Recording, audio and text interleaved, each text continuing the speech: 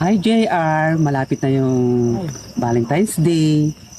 Ito yung paborito mong sampalok. Bubuksan ko na.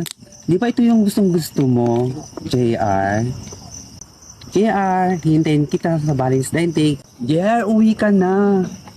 Kasi may mga gaganap na kasalan sa February 14. Kasi libre lang ni Mayor. Wala tayong gagastusin, JR.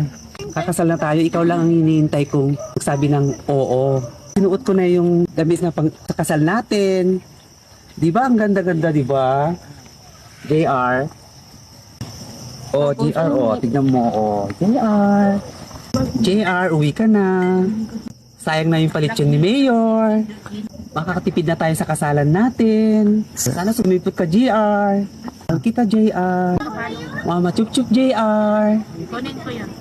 JR, uwi ka na. Kakasal na tayo.